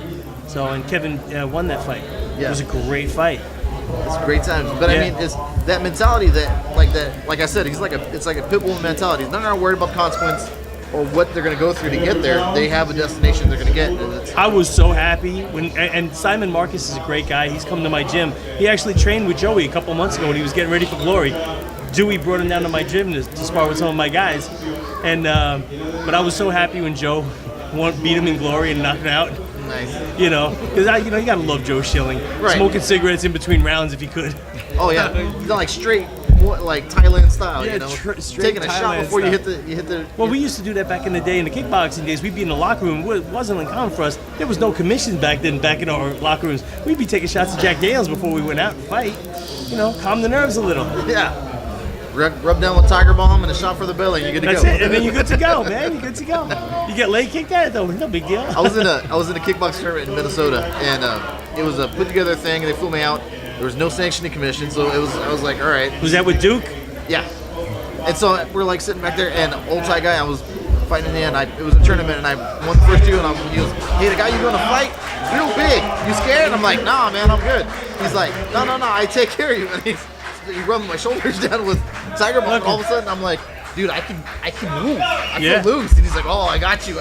You know, Duke could tell you a really crazy story. Back when he was with the U.S. karate team, I was with the U.S. kickboxing team, and they visited us in New York, and a big street fight broke out. And I knocked the guy out so bad that we had to go out. He was out for like a half hour on the parking lot of the bar. It was good times. Yeah, great times. Good times. So, you had to go do your press thing, huh? Yeah, it was fun. So what are you looking for tomorrow? I mean, you got 1 round, 5 minutes. Check. I mean, you're staring at the check at this point, or? I just want to hurt everybody. So you got that mindset to kill at this point, man. That's awesome. I mean, it's hard to like carry that mindset through, and a lot of people don't understand that mentality. I mean, it just with your training camp that you went through. I mean, you took this fight on short notice, didn't you? Yeah, kind of. But I've been ready. I've been in fight camp. I've been ready to fight. So knowing who I'm going to fight is short notice. Knowing that I was going to fight, it's never short notice. I don't care what day it is. I don't care if it's 24-hour notice, same day. I don't give a shit. I'm going. That's awesome. That is awesome. So, I mean, do you have any sponsors or anybody else been helping you through the way? Or? Yeah, I got Palmer Electric. Phil Palmer, he's helped me out a lot. I got Valley Spine with Dr. Dumbler. We got Fresh Prince 702, Galloway Roofing. We got Imperial Edibles. You know, everybody's just been a real good backbone these past few months. I mean, I fight too, and having to be out there to be the focal point of everything you're doing, the support is a lot bigger than people understand, because you have to be able to fall on. I mean, being a fighter, as you come up, you're not a millionaire going in, you know. And so when the people kick down, they help this fight. That they're literally helping you, you know.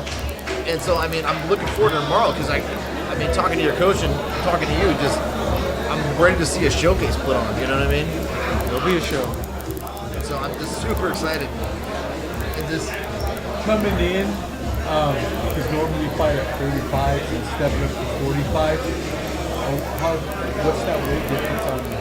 I started my career at 145. Okay. At least half out of all, between amateur and pro, out of 30-something fights, I got half of them at 145. So it's not a big change. I just haven't fought 145 in a little while. You know. You didn't have to cut, did you? Nah, I weighed in 143 on accident. Yeah. He's strong. That's good. And so I mean, a lot of people understand that with the weight cut itself, if you do it a little bit wrong, it's a big consequence at the end. And in my opinion, you got a little bit of an advantage, because you didn't have to supercut and dehydrate to get there. You know, you're walking in at a natural status, and you can focus more on what you have to do through the entire time than versus, fuck, I gotta hit that number. Yeah, you know, exactly. So I think that's gonna be a great bonus for you at this. I mean, and if you come in as a light guy and take the whole thing, that's another check mark to say. Hey man, the money just follows. I just do what I gotta do. That's awesome. So after this fight, I mean, you're gonna celebrate from there. Is there what do you want to do with your career? Is there a certain organization you want to go to, or whatever comes May? I've decided not to try and plan it out. There's just been so much that's happened in my life that doesn't go the way that you want. That I'm just gonna do what I love and do what I believe I should do, and just follow the course. You know, Joey's got a great management team behind him, and you know, he's with Tito and George, and so you know, he's in good hands. You know, he's getting the right guidance. So I think you know, he focuses on what he's going to do, and you know, you let them focus on getting the next fights and getting the contracts. Yeah, that's how it should be. That's one of the things you should be worried about. That's a stressor that takes away because a lot of times you have good management and stuff like that. Yeah, that made a huge change in the past 2 years. they're going to need you again, brother. And the managers are great. They're very good about. They're always very good about checking with me before the fight, so it's always a good. Well, that's good. I mean, you guys get together and you guys kind of look at the matchup and it's going to be beneficial. There's a lot of them out there that look at dollar signs and stuff like that, not the best interest of the fighter. But if someone is there that, if you can put yourself in a situation where you're going to have something left over to invest in. Yeah, I treat my fighters like my kids, man. I love these kids, and you know, I want them to have the same type of guidance that I had. So you know, I would never put them in a situation where I thought that they weren't up to it. You know, That means a lot. If they're hurt, I will throw in the towel if I don't think they can continue, even if they think they can. You know, because I'm not going to see them get hurt. You know, take a lifetime of hurt for for a paycheck. So yeah, it's just there's always another day if you're blessed. There's always another day. And that's the best thing in this business. I can't just say this business, but in a lot of businesses, there's people that they walk that fine line in that, like they say, in your Lord's Prayer, lead us not into temptation. A lot of them go for the temptation. Oh yeah. Well, you know, and this is what I tried to tell him early on. You know, no, you don't find too many undefeated fighters in MMA. You don't find too many in kickboxing. If you fought in K1, or if you fought in Glory, or any of those big organizations, you took losses. You know, I talk to some of these guys these days, and you know, I had 8 losses, and they're like, "Oh, 8 losses." I was like, I had 50 fights. You know, I mean, I won more than I lost. But you know, they say, "Oh, 8 losses, that's a lot of losses." I was like, you know, if you're fighting quality opponents, you're going to take losses. You know, and if you don't have any losses, then they're stacking around you. You know what I mean? Then you avoided people. Then you didn't take the tough fights. You know, I mean, I remember back in the day, and you probably remember this. I fought a guy, Adam Watt, who was a K1 kickboxer. I fought Adam, and I weighed 178 with my pants on and my wallet in my thing, and he weighed 192.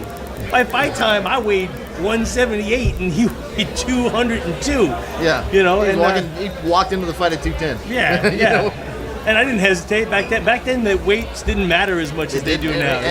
You know, and everybody was and I talking beat him about with a liver punch, just in the 3rd round. And that's what I was going to go to. You know, a lot of times people are talking about, oh, he's such a bigger fighter, he's going to dominate. It's that dude that will stay in the pocket with him. You know what I mean? And to get that liver shot, you got to get there, and you did tattoo him. And that was a. I try not to teach Joey. Joey doesn't linger in the pocket. I was a straight ahead, force myself into the pocket, and because at 168, when I was my natural weight, there was so many guys who was so much faster than me. Yeah. The only way I could neutralize it is get in the pocket and just make it a scrum, make it ugly, and make it about heart rather than skill. Right. Shorten the punches and make it ugly. You slowly see a lot of fighters now. I mean, you look at a lot of the earlier days in the MMA. I mean, I'm talking like, I wouldn't even say real early days. I'd say 2000 up to 2011. You could tell when someone wasn't up to speed on their striking. Oh yeah. All these arm punches. But now you got guys like refined. Frankie Edgar who box like a boxer. Just like Jason. Oh yeah. Coming off the hip, you can see these guys in the pocket where these guys controlling the center line, moving off that center line and not going straight back instead, where these guys would come back straight and just get wrapped. No, exactly. They don't cut any angle. That's 101. I'll tell you, it's a funny story. Is one of my, I'm a good inside fighter, and I've trained with a lot of high-level guys. But I'll never forget one of the guys I always tried to emulate and do it like was James Toney. Always wanted to fight like James Toney. Always wanted to work inside like him. So I did get the opportunity to spar with James Toney one time. And it's a very sobering experience when you're in there with somebody who not only does everything you do well, but he does it so much better that he's literally, I'm throwing my best stuff and he's like laughing. He's like, oh, that's cute. He's a big talker when you're sparring with him. And I'm trying to do stuff with him. He goes, oh, I know how to do that. And then you hit me with something. I was like, come on, man.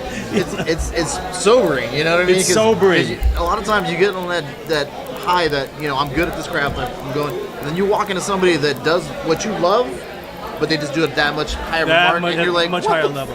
But I will tell you this: I will choke James Toney out. I will choke him out. I Put will him put down. him in a triangle choke. Because I will do just like Randy Couture did. I'll never let him swing at my head again. Oh yeah, I don't even know how that fight got put together. I mean, Well, it was the boxer against. you're right. I mean, Yeah, Art Jimison. That was perfect. Yeah. You know, and Tony, he don't give a shit. He was taking the chance where he could knock him out. Oh, which he caught him could've. in one. He could have, but Randy's smart enough where he said, "I'm taking your shit away." You know, Put him on his back. people forget what Ray Mercer did to Tim Silva. Yep. Ray Mercer hit Tim Silva one time, and it was sleepy time. yeah, Ray Mercer murdered him. He was a murderer, Ray Mercer. I was in. I saw it when he fought Lennox Lewis. I was there, and man, that was one of the greatest heavyweight fights I've ever seen. So Yeah, Ray Mercer, man, was one of the few that can go in there and do his thing, man. Yeah, he always had the puncher's chance. great inside fighter. All right, gentlemen. Hey, it was great talking to you guys. Appreciate you, man. God You bless too, you man. guys. Do work All right, tomorrow, brother. brother. Do work tomorrow. Have Do some work fun. tomorrow, man. Thanks.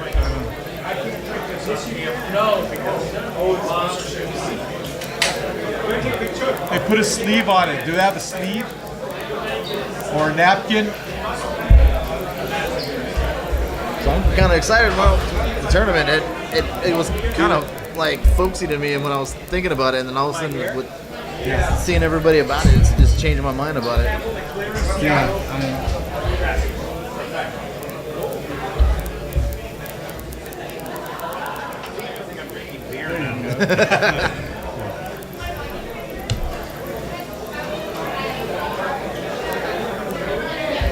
Is that off camera? I know that I don't. I haven't had a drink in 22 years. Oh, no worries. And so I'm not putting out that I'm drinking. Right. I'll get calls. Yeah. Hola. Say that I made it finally. Good, good, good. And you look great. I showered like 2 seconds. We were stuck in LA together. Yes, for many hours. All right, make me look good, guys. Always. Well, everybody, this is the guy. We're very blessed and honorable, man. We see frequently, more than often, probably the UFC. Well, this guy had a mindset back in the day, and thank him. How you doing, Kevin? Thank you. Good. Good to be here. Very happy to be here. You know I love Fresno. You guys have been covering us for a while, which I appreciate. And yeah, 25 years ago, I started the UFC with Rorion Gracie. Yep. And I heard a great saying a little while back. They said, days are long, but years are short. Yeah. And I really feel that's true because, you know, we had some long days at the beginnings of the UFC. There was a guy named Senator John McCain that didn't like a lot of my work. So he, God bless his soul, and so he made a lot of my days long. And while we were figuring the sport out, the days were long because on the first one, I had no idea what was going to happen. And I think Rorion Gracie had a pretty good idea, but I didn't. So that was interesting. And, you know, now I look back and I think, man, it seemed like just yesterday. And I have to say, it's been a year since we did the first Copa Combate. And that's exactly already. So I think what we're seeing here is the next stage of MMA. I think that there's been such a great Hispanic combat sports tradition, right? And like we had, when you see the face-off with Mexico and Puerto Rico, Right. you get that right away, right? So I think what Combate is able to do is bring that fight tradition to MMA. And then, of course, we're just taking soccer rivalries, right? And if you're a soccer and everybody says football, unless you're in America, then you say, you know, Soccer. football is football and say soccer. But if you're a soccer fan, a football fan, there's a bunch of rivalries that everybody gets right away. And I think that we have new fighters, young fighters. I think our athletes represent the next generation. You know, I love the UFC, and I will admit they have the best fighters 25, 26 to 35 years old, right? They've got everybody that's fighting now. I think if you watch Combate, you see the future of the sport. Our guys in 2-3 years are going to be the best fighters on the planet because they're super talented and they're hungry, but they're babies. Right? They're babies. Yeah. So I think what you're going to see is the sport develops, and we're starting to say for Combate, MMA means mucho más acción. I agree. Our guys fight standing up. Bring the boxing They bring it right. to Exactly. MMA, man, with a Hispanic flair. That's exactly it. You know, when I go back to the early days of the UFC, I had grapplers, jiu-jitsu guys, a lot of Olympic and college wrestlers, and they were learning how to punch. Some of them, at the beginning, if you wore your wrestling shoes, you weren't allowed to kick. Right. So they were just punching. And you saw those big overhand, if you remember Mark Coleman, he was like dropping these bombs in from 30,000 feet, right? So it took a while before people started to learn how to punch. So the UFC was really grapplers that learned how to strike. Combate is the opposite. It's strikers that are learning how to grapple. Right. So I think we flipped the sport in Combate. And I'm really impressed with what you've done with the organization to this point, because with the Cup and the way you guys, I fight, and Karina's one of your fighters, and you guys have had her on before, and the way that you what a fight that was. Exactly. Yeah. And I mean, she really came impressed in me in that and fight. Came back to, and she's get a draw against the poster child, I'd hate to say. Yeah, well, she was, and she can punch. Oh yeah, Amanda Serrano. Yeah. She's going for her 7th. Yeah, she's on a championship now. right? Yeah. And so with all that going on, you guys, there's a lot of organizations that are starting up or they've been around, and the what you don't see backstage wise, the care that you guys actually have for the fighters. I mean, they are all suited out. I mean, the uniforms. It's amazing to see just the love for that. I mean, that to a lot of other people may not mean much, but for a fighter that is young, doesn't have a ton of money, trying to put it together to make sure the shorts, trying to get all their sponsorships together, and then they get to keep their sponsors on the shorts. Exactly, and they get represented that way. Yeah. And it's just awesome to me to see that they get a care package that is a legit looking care package that is well put together and thought of the fighter first, in my opinion. And that's awesome for the organization, because that the young people coming up want to fight for you guys, and they'll put on the better show for you, in my opinion. You know. Well, thank you for saying it. We take a lot of pride in it. We don't just say it. There's a lot of instances where we're doing it. You know, but we are the new organization, and we've got to show people that we're a viable alternative, career-wise, and in terms of how we pay. Our pay structure is very competitive with both Bellator and the UFC. And, you know, here tomorrow night, someone will take home $100,000. And that's big a good trophy. That trophy, listen, that trophy is unbelievable. It was missing for 3 weeks in customs in Los Angeles. It came in a box 6 foot tall, and FedEx lost it. How do you lose a 6 foot tall box? How do you? Well, they you know what they said to us? They go, we only have 4,000 boxes that big. Oh, only. I mean, it is FedEx LA Customs. Right. So FedEx, everything from the entire world comes in through there. One of the biggest ports in the world, yeah. So, but we did find it. So, yeah, it's going to be a great night. If you haven't seen a tournament live, whether on TV, because DAZN, if you want to see Gil Melendez and Juliana Pena and Max Beto talk about it, that's DAZN. If you want to see our fantastic Spanish commentary, that's on Univision. But if you haven't watched it live, I got to say, you're not really an MMA fan. Yeah. Because you've got to see what it's like in our sport to have 3 opponents in one night. I'll tell you about something today. You know, I've seen a couple events down in Los Angeles, you know, in person and stuff, and we covered some down there as well. And man, what I can say, and I've been covering MMA 17 years, and boxing 25. But what you guys got going, I think, and is basically everybody working together, but the matchmaking. Yeah, well, I've never seen a dope fight, and today. Thank you. I have never seen a dope fight in Combate. I never had, and for the testimonial of that today, I have those of you that know me. I have a custom a card shop in Clovis, and I'm sitting in my office today, and I go in UFC Fight Pass, and I'm watching Combate America. By the 45th minute, I had 22 guys in my office, all sitting down and wouldn't want to go to work because they were watching Combate America. Everybody was scared to leave because they were going to miss something. They said, "Damn, dude, this is like Gotti and what's his name and Mickey Ward, but they're doing MMA." He goes, "These guys are all in every fight's the same."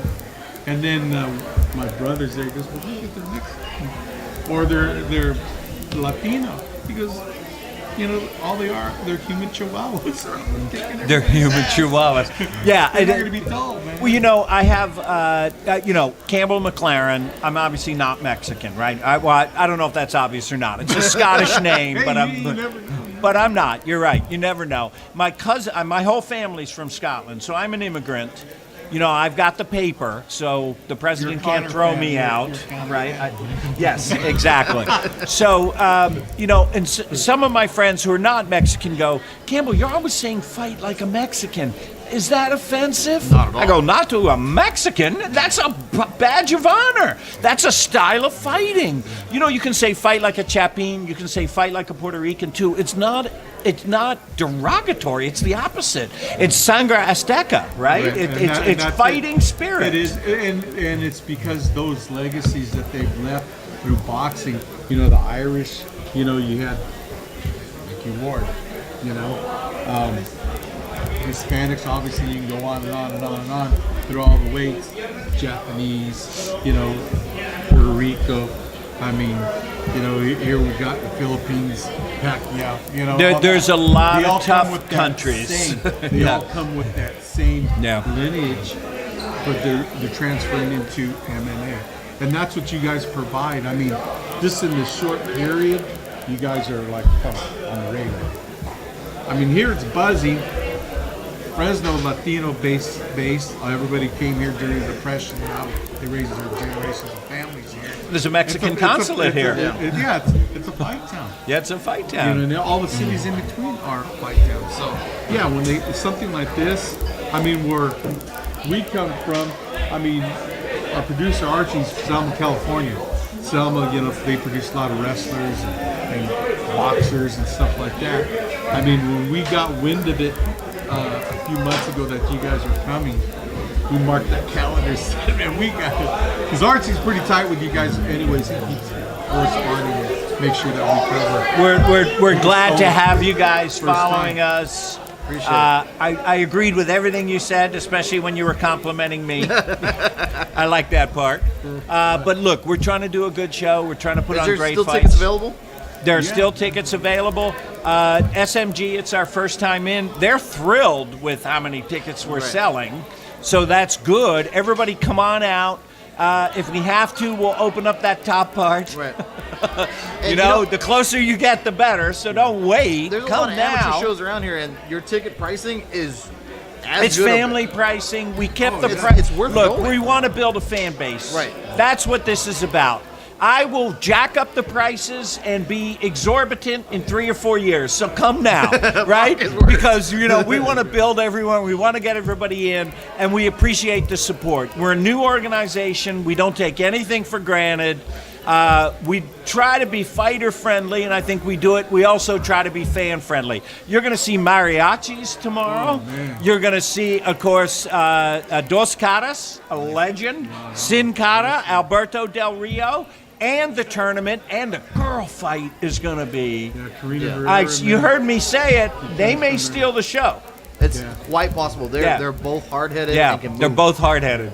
So Both are pretty strong. I've had it up to the secret when she first started to now. And girl took a lot of fights early and couldn't get finished. I mean, one of her fights was Zoila Froster, who was Bellator's first women's champion. Zoila couldn't stop her with the minimum amount of experience. The girl today isn't the same one. Yeah, no, she's an impressive fighter. I am impressed. I gotta go. I hope you guys will have me I back. appreciate the time. I mean, Thank thank you, you so man. much. Thank you. Take care. God bless you. We'll see you tomorrow. Boom! Make sure you're watching Univision, DAZN in English. And if you're in Fresno, am I allowed to curse on your program? Go ahead. You can. Then you better fucking get off your ass, go buy a goddamn ticket, and come in. And I'll tell you this, come into the show, buy a ticket, find me, and say you heard me cursing at you, and that's what got you there. Thank you. I love the support. Thank you. See that logo on his shirt? I do. Tell me who is the baddest podcast? MMA Fight Pass is the place to be. Knowledgeable. They know the sport. They love the sport. It's what you got to watch. You got to watch this show. They're talking about the real deal, not the bullshit shit you hear from the MMA journalists who are full of shit.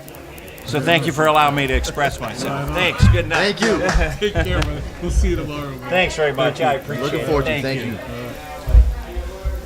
Well, you guys, what more can we say, man? I mean, we got the Godfather MMA here. That was I mean, pretty it's- awesome, dude.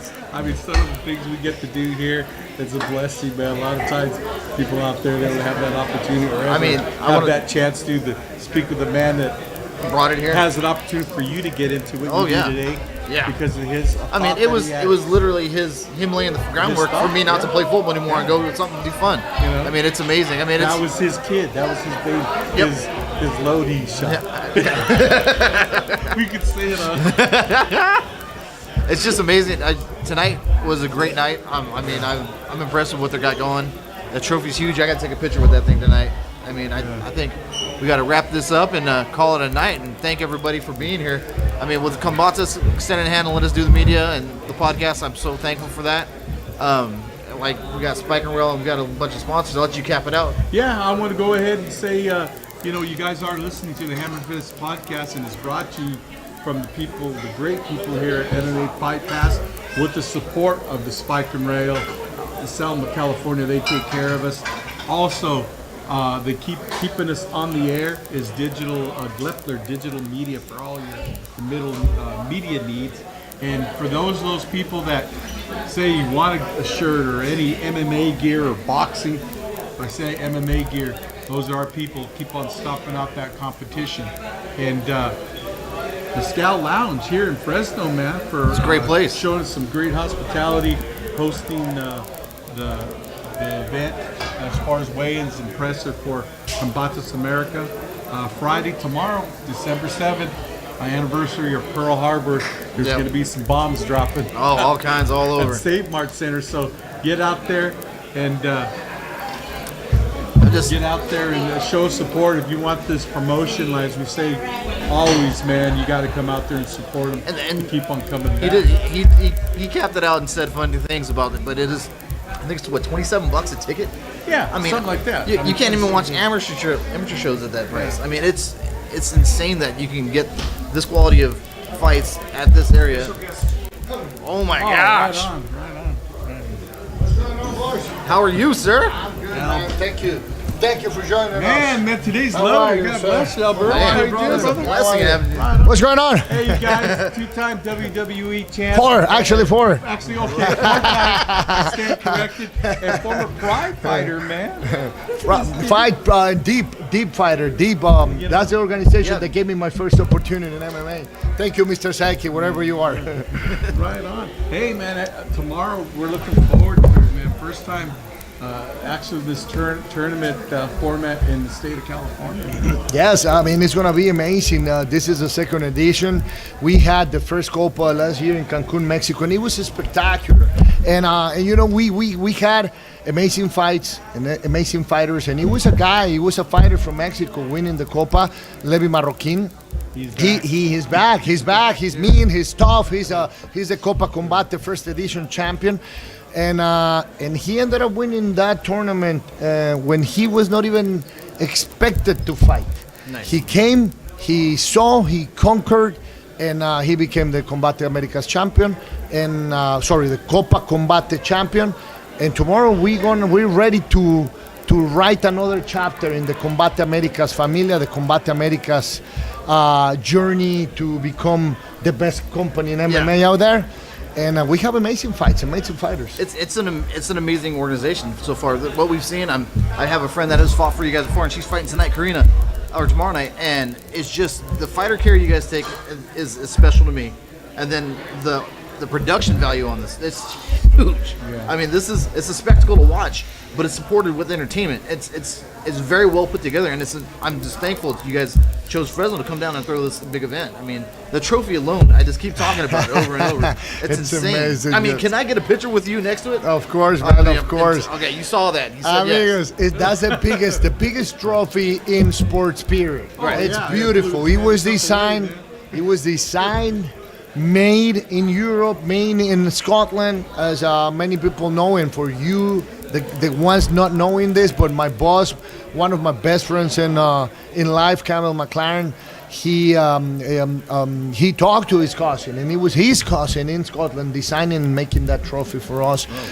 We also have those $100,000. I mean, I no, this is funny because I was doing an interview in Mexico the other day, and they were like, the guy conducting the interview was telling me, hey man, $100,000 is a lot of money in Mexico. I said, man, $100,000 is a lot of money everywhere. What are you talking about? We're really happy. This company has grown in an amazing way. When we started, the fighters didn't want to fight for us. We literally had to call them and say, hey, come on guys, give us a shot. Please fight for us. Give us a shot. And these days we have fighters saying no to other organizations because they want to come and fight for us. They know what we have. They know where we're going. We treat them with respect. As you can see, this is no bullshit. There's no bullshit. I'm here and I have a personal relation with these fighters. I invest time. They invest time with me. I invest time with them. And I really feel for these guys. I know their stories. I know most of the story of most of the fighters. And if I don't know the story of these other fighters, it's because they just started in the company, and I will know their story by the end of the day. I feel for them. I've been there. I've been inside the cage, not inside the cage, but inside the ring, because I never fought in a cage. I have never fought in a cage, but I did it in those rings in Pride, Deep, and Mexico and South America. I know how they feel. I know what they're thinking. All the stages you go before you have to step into that cage, and I have nothing but respect for all of them.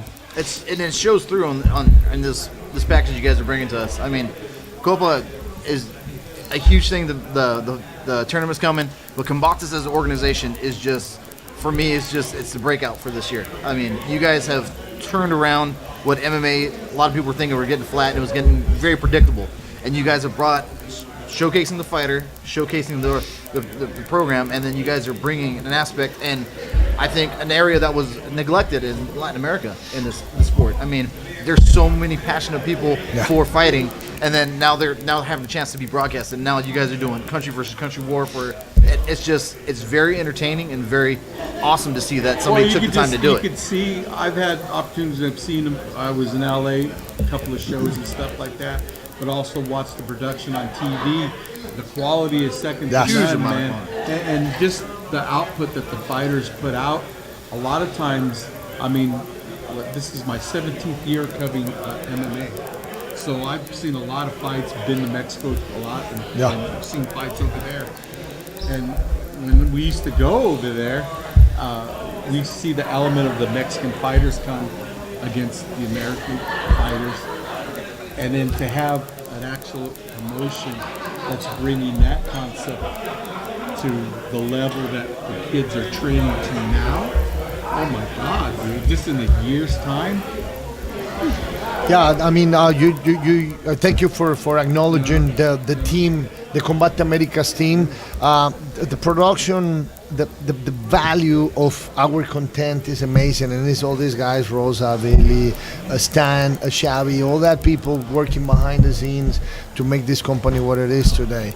People with a lot of passion for the sport, like Mike Afrowitz, like my friend and boss, Campbell McLaren, your humble servant, Alberto Del Rio. that's the key of our success. We love what we do. My boss told me this the other day, and I don't even know if he made it up or if he read it somewhere. But when you love what you do, you don't work a day of your life. That's what he said to me. That's exactly it. And I've been blessed, and I have a business, and I was taught at an early age from my father that the whole idea, the whole concept of being in business, there's going to be a time where you have to delegate things. But the foundation of taking care of the people that take care of you, yes, when it's time to go to war, they'll go to war with you. Yes, and that's the concept you guys are really doing. And I'm glad you're saying that, because that's one of the reasons, or probably the main reason why I decided to fight next year. I'm gonna be stepping into that. You going back in? I'm gonna go back in and April. Yeah. I've been hearing that. I'm gonna do that next year, April, May, and it's because of what you just mentioned. This company has been supporting me in the good ones, bad ones, worst ones, and then now in the great ones. I went through difficult time in my life last year with my divorce and the horrible battle for my kids, and it was a dark days for me. Yeah. And this company, my boss, these people, they always support me, and they continue to do it. So that's why I'm stepping into this cage and taking this company in the place they deserve to. That's amazing. All right, Alberto, we'll let you go. I know. Thank you so appreciate much. the time. No, man. I look forward to next year, bud. Keep doing what you're doing. Man. Thank you, and for all of you out there, keep supporting Combate America. Sí. Right on, Thank you. Thank you, bro.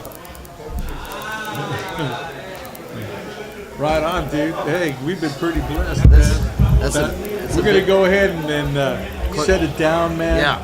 And hey, shout out to everybody that continues to support us out there. We got a hell of a fan base, and I know it's continued to grow. I get a lot of inboxes, a lot of emails and stuff. Hopefully we'll continue to bring you what you guys want to see. Not about us, because people know who we are, but about what's going on in your city and all the surrounding areas and your local fighters and stuff. That's what we're about, man. Getting that message out on how you can be involved with it.